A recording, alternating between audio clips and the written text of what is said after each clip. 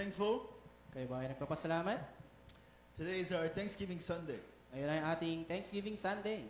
And I share with many of our church members about this many times. At ibinahagi ko to sa ating mga church member maraming beses na. That every day is Thanksgiving. Araw-araw ay araw ng pasasalamat. Amen? Amen. Every day is Christmas. Araw-araw ay Pasko. Every day is Easter. Araw-araw ay Easter. Every day we live for the glory of God. At araw-araw tayo ay namumuhay para sa kalulatian ng Diyos. Amen? Amen. I pray that all your hearts will be filled with thanksgiving every single day. Ako'y nanalangin na tayo, ang puso natin ay puno ng pasasalamat araw-araw. So especially on this Thanksgiving Sunday, we want to fill our hearts with the contents that will restore thanksgiving. Lalong-lalo na ngayong Thanksgiving Sunday, gusto natin punuin yung ating puso ng nilalaman ng So pasasalamat. listen carefully to today's message. Kaya makinig tayo ng maigi sa mensahe ngayon. Because God wants to give you a heart full of thanksgiving. Dahil nais ng Diyos na bigyan tayo ng puso na puno ng pasasalamat. Amen? Amen. Let's make a confession of faith. Jesus is the Christ, the Son of the living God. Amen. Amen. The title of today's message is Life of Thanksgiving. Ang titulo ng ating mensahe ngayon ay Life of Thanksgiving. Like I said, it's not just today, but every day we need to live a life of thanksgiving. Hindi lang ngayon, kung hindi araw-araw dapat tayo mamuhay ng merong pasasalamat. And God's been thinking about thanksgiving in our hearts since the beginning. At binigay sa atin ng Diyos yung pasasalamat sa ating puso simula pa ng una. Right? He created us in His own image. Nilikha niya tayo sa kanyang imahe. In Genesis 1:27, He says He created us in His own image. Sabi sa Genesis, tayo ay nilikha niya sa kanyang imahe.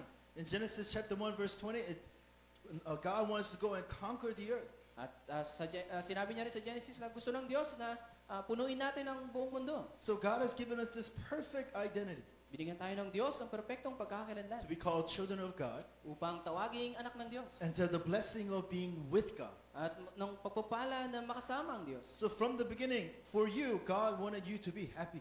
At pa sa simula, nais ng Diyos na ikaw ay maging masaya. People who are happy are thankful At yung mga taong masaya, sila yung nagpapasalamat. because they're enjoying the blessings of God. Dahil na-enjoy nila yung pagpapala ng Diyos. But from the beginning, this blessing was taken away from us. Pero sa simula pa lang, ang pagpapalang ito ay kinuha na sa atin. Satan entered into this earth and deceived Adam and Eve into sinning against God. Dumating si Satanas at nilinilang si Adan si Eva at sila ay nagkasala. And as a result, we became separated from God. Dahil dito, tayo ay nahiwalay sa Diyos. Human beings no longer belong to God anymore. They belong to Satan. Ang mga tao ay pag-aari na ng Satanas. Every day, they fall into idol worship. At araw-araw, tayo ay nahuhulog sa pagsamba sa People Diyosan. suffering in their spirit. At tayo ay nahihirapan sa ating kaluluwa. People suffering in their minds. Sa ating kaisipan.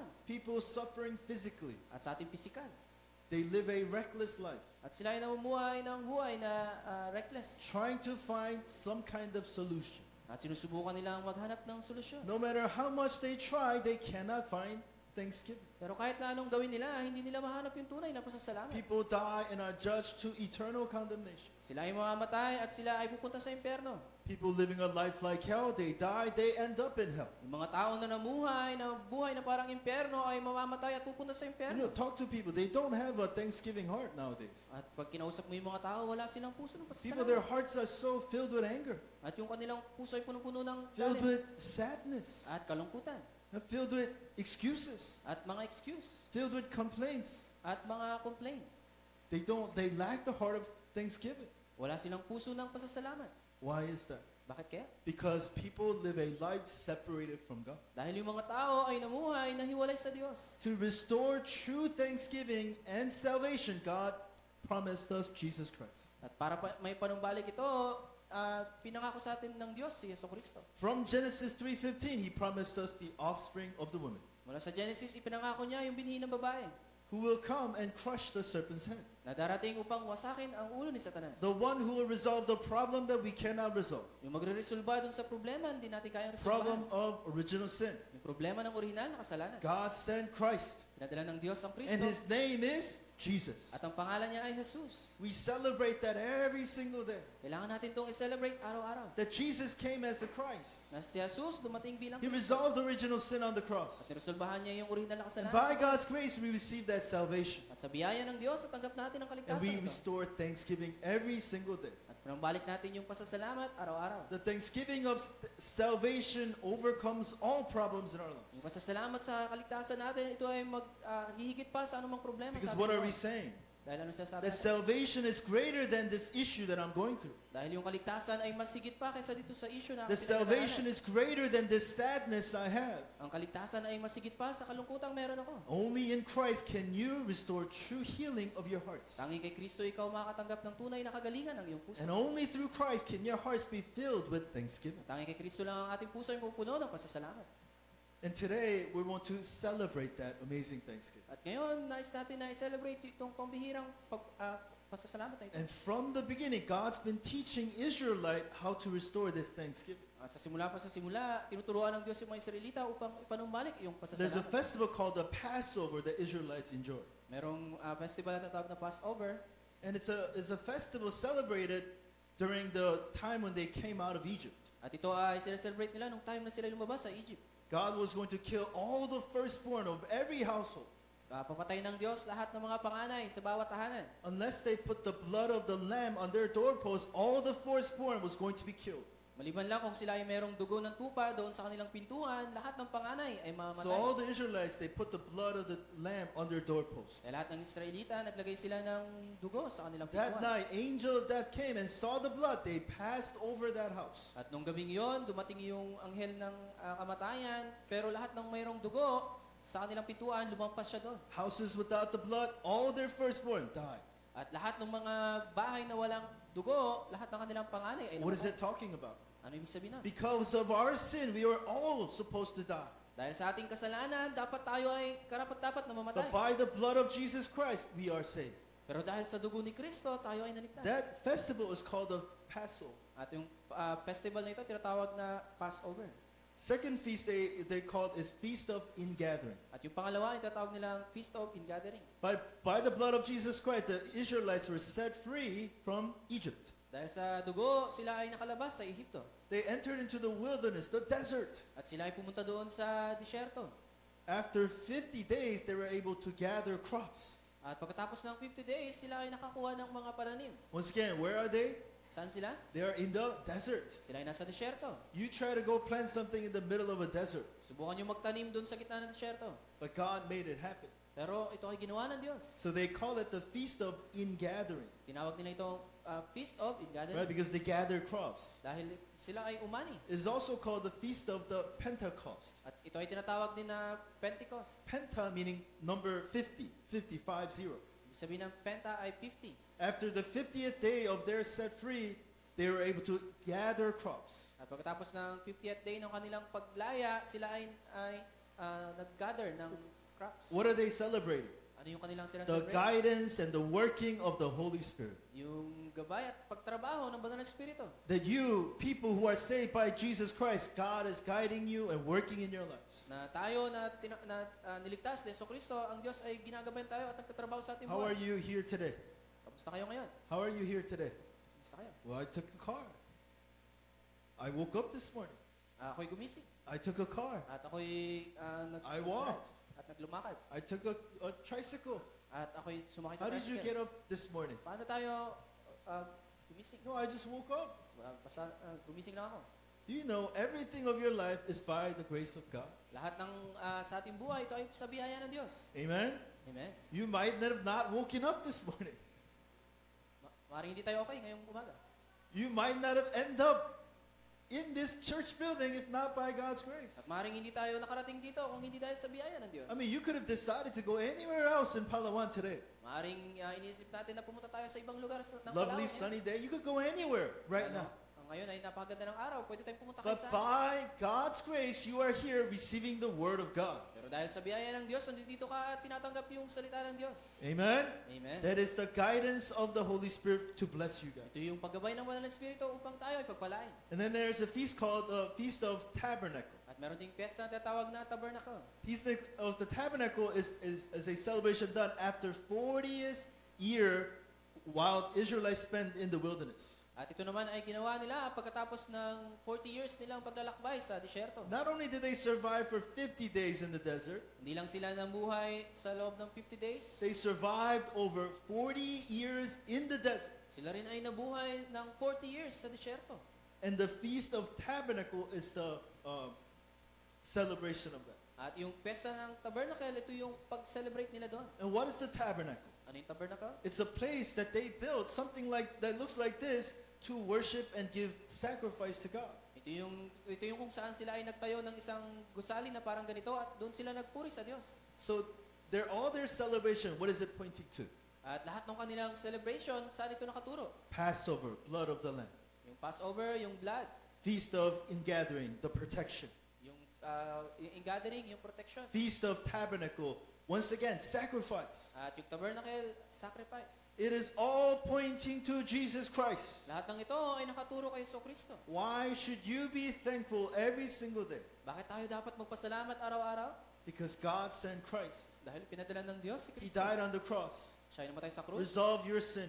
at niresolba ng ating And His kasalanan. name is Jesus. At ang pangalan niya ay Jesus. And God gave you the grace to understand this salvation. Binigyan tayo ng Diyos ng biyaya upang maunawaan itong salvation na ito. To understand Jesus Christ. Upang maunawaan si Yesu To Kristo. believe and accept Jesus Christ. Upang maniwala at tanggapin si Yesu So that Kristo. all your sins are forgiven. Upang lahat ng ating kasalanan ay So mapatawad. that you become a child of God. At maging anak ng Diyos. So that you can enjoy the guidance and protection of the Holy Spirit for the rest of your life. At ma-enjoy natin yung paggabay at yung trabaho ng Banal na Espiritu sa ating buhay, buong buhay. Let me ask you again, are you thankful? At muli, kayo ba ay nagpapasalamat? Amen? Are you thankful? Kayo ba ay nagpapasalamat? Oh, this happened to me yesterday, Pastor. Ito yung nangyari sa akin kahapon. Something bad happened to me, Pastor. Sobrang hindi magandang He bagay did nangyari this sa to akin. me, Pastor. At ginawa niya to sa akin. She did this to me, Pastor. Ginawa niya to sa akin. I lost my money. Nawalan akong pera. God gave you Jesus Christ. Binigay sa'yo ng Diyos, Yesu Kristo. Amen? Amen. Once again, are you thankful? Ikaw ba ay nagpapasalamat? Thanksgiving Sunday every single day of your life. Thanksgiving Sunday, araw-araw ng ating buhay. Thanksgiving from the gospel overcomes all problems in your life. Salamat sa gospel na nag-overcome sa lahat ng problema ng ating buhay. Restore true thanksgiving in your life. Panumbalik natin yung tunay na pasasalamat sa ating buhay. Amen? Amen. So how then do we enjoy this true life of thanksgiving? Paano natin ito mai-enjoy? Well, let's look at a person by the name of David. Tingnan natin si David. We're going to see how David, from young to middle age to old age, how he lived a life of thanksgiving. Tingnan natin si David mula pagkabata, pagkabinata, pagtanda, kung paano siya namuhay. For David, in his earlier years, it was all about rooting into the gospel. Si David, nung kabataan niya, ito ay lahat nakatuon doon sa pag-ugat sa gospel. You know, true thanksgiving doesn't happen overnight. Hindi ito nangyayari yung pasasalamat We, na we have lots of young remnants here worshiping with us. At sobrang dami dito mga kabataan na nag-worship. Sometimes they play around, they talk, and bother people during worship. Minsan sila ay naglalaro, nagsasalita, at inusorbo yung mga tao habang nagsusumasamba. I said, it's okay, no problem. Sabi ko, okay lang, walang problema. I mean, think about it. Those 5-year-old kids listening to my message like this. Do they do that? Yung mga bata, upo sila at My makikinig own son don't do that. Sarili kong anak, hindi yung ginagawa. The kids don't do that. It's okay. Yung mga kabataan, hindi yung They mga bata, listen hindi while ginagawa. they run around. They listen. Habang sila ay tumatakbo, sila ay nakikinig. But you guys look at me and still don't understand what I'm saying. Pero kayo, nakatingin kayo sa akin, pero hindi nyo I naunawaan mean, yung they're sinasabi ko. falling asleep, they're talking, and they still understand what I say. Pero sila natutulog at, at naglalaro, pero sila naintindihan For nila. the young remnants, the time is rooting deep into the gospel. Para dun sa mga bata, ang oras nila ay para umugat So sa all of gospel. our parents with children, what do you need to pray for? Kaya sa ating mga magulang, ano yung dapat ating panalangin? That my young children would deep into this gospel. Na yung aking anak ay lumalim sa gospel. Right? So no matter what happens, they would have this heart of thanksgiving every day for the rest of their life. Para ano man yung mangyari, magkaroon sila ng puso ng pasasalamat araw-araw sa kanilang I buhay. mean, I'm not a perfect parent. At hindi ako perpektong Right? magulang. Are you a perfect parent? Are you? Kayo ba ay perpektong Are you a magulang? perfect dad? Perfect mom? Perpektong magulang? Do you never make any mistakes? Di ba kayo nagkakamali? Right? Do you always make the right choice for your children? At lagi yung ginagawa yung tama para Have sa you inyong mga never anak? done anything bad to your children? At wala kayong ibang ginawang hindi maganda sa inyong anak? Oh, yes, you have. Many things. Maraming pagkakataon, ginawa niyo yun. Right? We can't be perfect. Hindi natin kaya maging But perfecto. there's one thing you can do for your children. Pero merong isang bagay na pwede nyo gawin Teach para sa them inyong anak. true thanksgiving. Turuan nyo sila ng tunay na pasasalamat. Where does that come from? Saan nyo nagmula? From the gospel of Jesus Christ. Mula sa gospel ni Yesu Kristo. Because we have to let them out in this imperfect world. Kasi bibitawan natin sila dito sa mundo. They're not going to have the perfect situation. Hindi sila magkakaroon ng perpektong sitwasyon. But what are they going to do? Pero anong gagawin nila? If there's a problem, they're going to fall down. Pag may problema, sila ibabagsak. Every time there's an issue, they're going to cry, Pag mayroong issue, iiyak sila. give up. At hihinto na. You have to teach them who they are, Kailangan turo natin that sa they kanila are kung sino sila. children of God. Na sila ay anak ng Diyos. God is with them. At ang Diyos ay nasa kanila. That He will guide them for the glory of the name of Jesus Christ. Gagabayan sila ng Diyos para sa kanyang kalulatian. Amen. Amen. Pray for all of our remnants here to be rooted deep into the gospel. Tayo manalangin na yung ating mga remnant dito ngayon ay lumalim sa To gospel. have both faith, gospel, and skills to be used by God. Magkaroon ng pananampalataya at ng skills para magamit ng Diyos. Some people have faith, May ibang tao merong but they have pananampalataya. no skill for it to be used by God. Pero wala silang skill para magamit ng Diyos. Some people are skilled, they're successful, Yung iba naman meron silang skill at but they silang have no tagumpay. roots in the gospel. Pero wala silang ugat sa They gospel. cannot be used by God. At hindi rin sila magamit ng Diyos. Teach our remnants every day to restore faith and skills. At turuan natin yung ating mga anak araw-araw na ipanumbalik yung faith at saka yung Let's skill. read Psalm 80, 78, 72. Let's read it together. With upright heart, he shepherded them and guided them with his skillful hands. Amen? What did David have? Ano meron si David? He had upright heart. Meron siyang tamang puso. And that's talking about the faith he was doing every single day. Ito yung faith na ginagawa niya araw-araw. And skillful hands. At meron din siyang skills. He was learning true skill set. At natututo siya ng mga bagay-bagay. What do you need to teach our remnants? Ano kailangan ituro sa ating To mga remnant? meditate deep on the Word of God. Yung mag-meditate ng malalim sa salita ng Diyos. You know, we are what we think. That's right. Tayo kung sino yung iniisip natin, tama yun. I mean, why do you look the way you look? Bakit ganyan yung itsura mo? Some of you look happy, some of you look angry, some of you like questioning. At yung iba sa inyo mukhang masaya, yung iba mukhang galit, yung iba naman mukhang Some of you have nagtataka. a poker face. Yung iba naman poker face. Why do you have that? Bakit meron kayong ganyan? Because of your thinking, Dahil sa inyong kaisipan. right? What determines the way you think? Ano yung nagdetermina ng ating iniisip? Hey, what you experienced, Yung ating mga karanasan, what you see, yung ating nakita, what you heard, yung ating narinig, what you speak, yung ating sinasabi. all somehow imprints into your brain, Lahat ng ito ay nakatanim sa ating kaisipan. imprints into your hearts, Nakatanim sa ating puso. determines the kind of person you turn out to be. At nagdetermina kung sino ka. So I say one thing we need to do. At mayroong isang bagay na dapat natin gawin. You have to intentionally teach and look and hear and speak the gospel every day. Kaya meron tayong isang bagay na dapat gawin. Kailangan nating sadyain na sabihin at pakinggan at tignan yung What should you say every morning when you wake up? Anong gagawin natin tuwing umaga? Oh, I'm tired. Pagod ako. I want to sleep 10 more Matulog. minutes. Nang mas 10 minutes pa. Oh, I got so many things to do. Sobrang dami kong gagawin. What do you need to say the moment you wake up? Ano yung kailangan nating sabihin pagkagising natin sa umaga? Jesus is the Christ, answer to all my problems. Si Jesus ang Kristo sagot sa aking mga problema. Help me to live my life for your glory today. Tulungan niyo po akong mamuhay para sa kalulatian ngayon. Guide me and strengthen me so that I can glorify your name, Jesus Christ. Gabayan niyo ako at palakasin niyo ako para maluwalhati ko ang iyong pangalan. Amen. Amen. Meditate on the word of God. Let's read Psalm 19:14 together.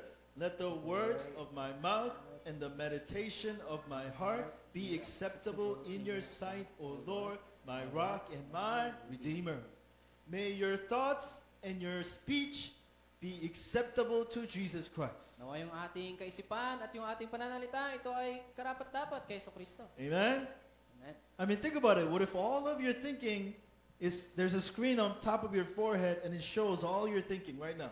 Paano kaya kung merong screen sa ating noo at ipinapakita lahat ng iniisip natin? And as I look at you, I can see all you're thinking right now. At pag tinignan ko ngayon, nakikita ko kung ano yung iniisip nyo ngayon. Right? Oh, I'm tired.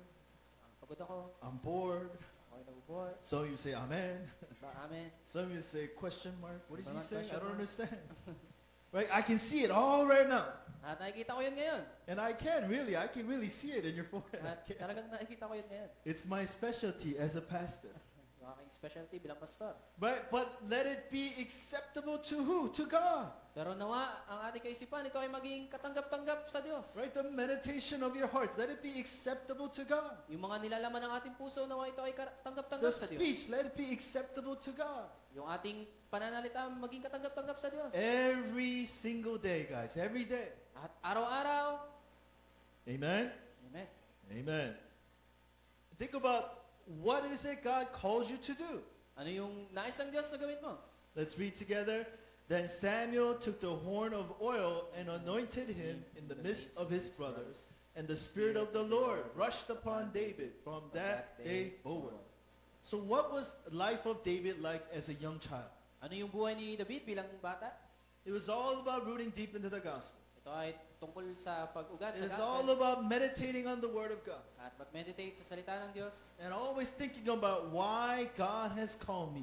at mag-isip tungkol sa bakit ako pinili ng Diyos. Anointed tinawag ng Diyos. by Samuel Siya ay anoint ni Samuel to be the king, to be rule over the people of God. para maging hari at i-rule yung mga tao ng I Diyos. want you guys to think about the reason why God has called you. At gusto kong isipin ninyo, bakit nga ba tayo tinawag ng Diyos? Why has He called you? Bakit kayo tinawag ng Diyos? He wants to use you for world evangelization. Dahil nais kanyang gamitin para sa world evangelization. Amen? Amen? Once again, God wants to use you for world evangelization. Nais ng Diyos na gamitin ka para sa world evangelization. Amen? Amen. It is your job, teachers, parents, to teach your children that. Ito yung inyong tungkulin ng mga teacher at mga magulang na ituro ito sa Right? inyong Teach mga... them every day, hey, Jesus is the Christ. Turo natin sa kanila araw-araw, si Jesus ang Kristo. He's with you every day. At siya ay nasa sa iyo araw-araw. And He wants you to use you for world evangelization. Nais kanyang gamitin para sa world evangelization. For that reason, be thankful every single day. Sa kadahilanan ito, dapat tayo magpasalamat araw-araw. Prepare yourself, both faith and skill, every single day. Ihanda natin ang ating sarili kasabay ng pananampalataya at skills. David, who was raising up this way, what was his middle age like? Si David na napalaki sa ganito, ano yung kanyang binata? It was Okay, all binata. about glorifying God in everything that he did. Lahat ng ito ay luwalhati ng Diyos sa lahat ng bagay na kanyang ginagawa. Right? You will live the life according to your roots. Ikaw ay mamumuhay ng naaayon sa iyong ugat. Think about what I just said. Isipin niyo sinabi. Whatever is deeply rooted in your hearts, that will be the life you're going to live in the future. Kung ano yung malalim na nakatanim sa iyong puso, ito yung buhay na ipamumuhay mo sa inaharap. Oh, watch, I'm going to make a lot of money. Ako ay magkikita ng maraming pera. And I'm going to be, successful. Ako ay magiging matagumpay. And show that I can make it. At papakita ko na kaya ko itong gawin. That'll be your life in the future. Ito yung magiging buhay mo sa inaharap. If our remnants are rooting deep into the gospel, Pero kung ating mga remnant ay malalim sa to gospel, live their life for the glory of God, at sila ay mamumuhay para sa kalulatian and ng as Diyos. they grow up, they will live only for the glory of God. At pag sila ay lumaki, sila ay mamumuhay lamang para sa kalulatian ng Diyos. What did David do? Ang ginawa ni David, He lived for the name of the Lord God. siya ay namuhay sa pangalan ng Diyos. When nobody was stepping up to fight against Goliath, David stood up and fought. Noong walang gustong lumaban kay Goliath, si David ay lumabas. Let's read it together. Then David said to the Philistine, "You come to me with the sword and with the spear and with the javelin, but I come to you in the name of the Lord of hosts, the God of the armies of Israel, whom you have defied." You come to me, what, with all those physical things? Ikaw ay lumapit sa akin ng mga gamit yung mga physical na bagay. But I come to you in the name of the Lord. Pero ako ay narito sa pangalan ng Diyos. That is your greatest weapon. Ito yung ating dakilang sandata. If you are a person who can glorify God, God has no choice but to use you. Kung ikaw ang tao na walang kayang iluwalhati ng Diyos, walang choice ng Diyos kundi Who can gamitin ka. glorify God? Sino ang makakapagluwalhati Who sa can Diyos? proclaim the name of the Lord? Sino yung pwedeng magpahayag ng salita ng Diyos? Who can show to the world that Jesus is the Christ? Kayang ipahayag sa mundo na si Jesus ang Kristo. Who can correctly teach that Jesus is the Christ?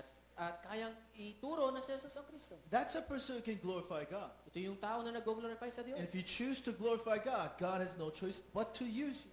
At kapag pinili natin na luwalhati ng Diyos, walang choice ng Diyos kundi And gamitin as ka. you glorify the name of Jesus Christ, all the forces of darkness are broken down. At kapag niluwalhati natin ang pangalan ni Yesu Kristo, lahat ng pwersa ng kadiliman ay babagsak. Think about it, guys. There's the glory of God. What happens? At kapag merong kalulatian ng Diyos, Satan's power diminishes. yung kapangyarihan ni Satanas ay mawawala. All the glory of God is hidden. What happens? Yung pag natago yung kalulatian ng Diyos, Satan's name grows. si Satanas ay lalaki. And think about it. Isipin natin. The moment the name of Jesus is gone away, what happens? Kapag yung salita, yung pangalan ni Jesus ay nawala, ano mangyari? Darkness grows. Yung kadiliman ay lalagaw. President Trump is now the new president of the United States. Ngayon, si Trump na yung presidente ng United States. He did 4 years and then Biden, and now he's elected again. At siya ay nawala ng 4 years at pagkatapos nun, siya ngayon naman You yun, know, I don't presidente. like all the personality of President Trump. I don't. At hindi ko gusto lahat ng kanyang personalidad.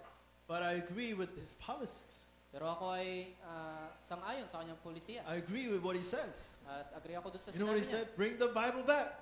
Sabi niya, ibalik natin ang We're Biblia. going to say no longer happy holidays no more. Hindi na natin sasabing Happy Holiday. We're going to say Merry Christmas. Sabihin natin Merry Christmas. He's going to bring the name of Jesus back. Ibabalik niya yung pangalan ni Jesus. You know what happens in the public settings during government times when people pray, the pastors? At alam niyo ba kung ano nangyari doon sa kapag sila ay nananalangin? Right, even in the government system here in Philippines, how do you guys pray during government prayers? Kahit sa gobyerno natin, paano tayo nananalangin? In His mighty name. Sa kanyang, Well, sa say kanyang His pangalan. name. Why are you so afraid to say His name? Bakit hindi niyo masabi yung kanyang pangalan? In His mighty name we pray. Sa kanyang dakilang pangalan. Ito ang What kanyang is the name? Please let me know what His name is. At sabihin niyo sa akin kung ano yung pangalan. In the U.S. government, they don't say in the name of Jesus Christ. You can't say it. Doon sa US, hindi na pwedeng sabihin na sa pangalan ni Jesucristo. Now they say it in the name of Jesus Christ. Amen. They pray now. Pero ngayon, gano'n na sila manalangin. Well, tell your government.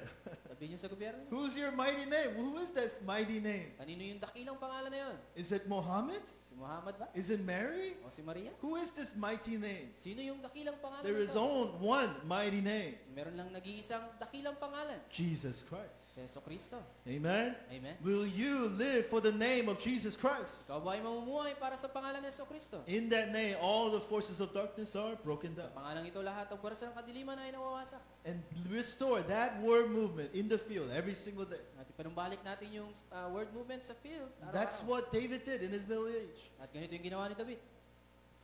Remnants, living for the glory of Jesus Christ is the greatest thing you can do for your life.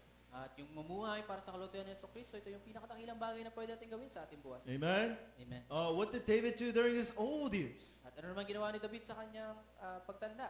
He made sure that this can continue on. At sinigurado niya na ito yung magpapatuloy. For the young people to learn about God. Para yung mga kabataan ay matuto patungkol sa Diyos. For the middle-aged people to continue to glorify God. Para yung mga binata matuto, magpatuloy sa He wanted to make a system that this would continue on. Nais niyang gumawa ng sistema para ito ay magpatuloy. The system for David was the temple of God. At yung sistemang ito ay para yung templo ng Diyos. So he prepared all that was necessary for the building of the temple of God. Kaya hinihanda niya lahat ng kailangan para itayo yung templo ng Diyos. David prepared all of the offerings for the building of the temple of God. Hinihanda niya lahat ng offering para sa templo ng Diyos. And he also prepared all the important people to continue this worship. At lahat ng mahalagang tao para ipagpatuloy ang pagsamba. As you know, one of David's sons, his name is Absalom, trying to take over the throne. At alam naman natin yung isang anak ni David na si Absalom. I mean, who Sinubukan is niya po David, siyang trono. guys? Who is David? Sino ba si David? He's been in battle all of his life. Siya ay nasa labanan sa kanyang buong buhay. In terms of fighting skill, David had it. At sa pagdating sa laban, meron siya. If he wanted to overthrow his own son, he could have done it. Kung gusto niya na itapon yung kanyang yung anak niya, But when kaya his gawin own niya. son came to kill him, what did David do? Pero nung yung kanyang sariling anak ay dumating para patayin siya, nung ginawa ni David, He purposefully ran away from the kingdom sinadya niyang tumakbo to not kill his own son. para lang hindi mapatay yung kanyang sariling anak. While he's running away, one of his servant general started pointing and yelling at him. At simula nung siya ay tumakbo, yung kanyang general ay nagsimulang sabihan siya. General Shimei cursed at Daniel. At sinabihan siya na hindi magaganda. Oh, your throne is done. Sabi niya, tapos ka na. You are no more. Wala ka na. You are being cursed for all the bad things you've done. At ikaw ay sinusumpa na dahil sa mga bagay na mali mong ginawa. I mean, think about what would David think. At isipin niyo kung anong inisip ni David. But David said, hey, this is what God is allowing to happen. At ito yung sinabi ni David na ito yung nais ng Diyos na mangyari. But because of that event, what did David understand? Pero pagtapos ng event na ito, ano yung naunawa ni David? Oh, Shimei is not a good general. Si Right? Shimei ay hindi mabuting general. Absalom, not a good son. Si Absalom ay hindi mabuting anak. Who became the king after David?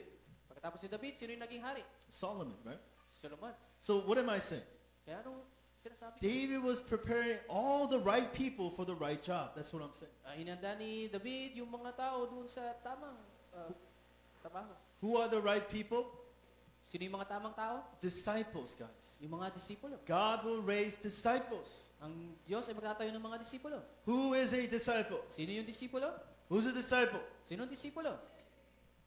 Like that person. Sila. Who's a disciple? Sino ang disipulo? I am a disciple. Ako ay disipulo. Like even Kim, he was falling asleep, and I asked him who's a disciple. He says, I'm a disciple. Kahit si Kim natutulog, pag sabi ko sino ang disipulo, sabi niya, ako ang disipulo. Even though he's fallen asleep during my message time, he knows he's a disciple. Kahit siya natutulog, alam niya siya ay disipulo. Right? Tama ba? Amen? Hey, have that confidence. Magkaroon tayo ng ganitong kumpiyansa. Amen? Amen. You are a disciple. Ikaw ay disipulo.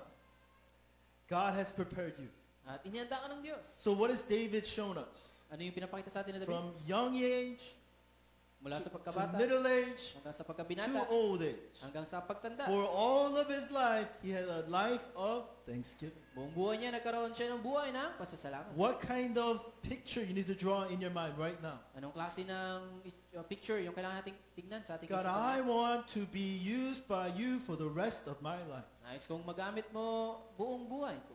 I want to have a heart of thanksgiving every day of my life. Gusto kong magkaroon ng puso ng pasasalamat araw-araw ng aking buhay. So are you a young remnant? Kayo ba ay batang remnant? Rooting to the gospel. Kailangan natin umugat sa Are you a gospel. middle-aged person? Tayo ba ay yung kabataan? Every day live for the glory of God. Araw-araw tayo mamuhay para sa Are you in kamatayan ng the Diyos. older years in your life? Kayo ba yung mga matatanda? Raise up the next generation. Prepare the system. Tayo natin yung mga susunod na henerasyon at ihanda natin yung sistema. Every day live for the glory of God. Araw-araw tayo ay mamuhay para sa kalwatan ng Diyos. Amen? Amen. This is the greatest life of restoring true thanksgiving. Ito yung dakilang buhay ng pagpapanumbalik na tunay na So in pasasalamat. conclusion, heart full of thanksgiving every day. At yung konklusyon, ito yung puso na puno-puno ng pasasalamat araw-araw. How do you have it? How do you have this? Paano tayo magkakaroon nito? You have to have the reason for thanksgiving. Kailangan magkaroon tayo ng dahilan para sa pasasalamat. Do you know the reason why you should be thankful every day? Ano ba yung dahilan bakit tayo dapat magpasalamat araw-araw? Why? Ano? Because God is with me. Dahil ang Diyos ay nasa sa akin. Because Christ gave me salvation. At si Kristo binigyan ako ng kaligtasan. What we need to, let us share this reason with everyone that we meet. Kaya kailangan natin itong ibahagi yung dahilang ito sa lahat ng tao na So ating that they makikilala. can have a heart of thanksgiving. Para sila ay magkaroon ng puso ng pasasalamat. Every day, restore the heart of thanksgiving. Araw-araw ay panumbalik natin yung puso ng pasasalamat. Amen? Amen. Let's pray. Tayo manalangin. Heavenly Father, we thank you so much. Masalangit, salamat po. May you bless all of our members to restore a heart of thanksgiving. Pagpalaan niyo po yung aming mga membro upang sila ay panumbalik ng puso ng pasasalamat. That through them, you will restore true salvation upon this field. Sa pamagitan nila ay papanumbalik yung tunay na kaligtasan dito sa field. We thank you and love you. Pray all these things in the name of our Lord Jesus Christ. Salamat po ito yung aming panalangin sa pangalan ni Kristo.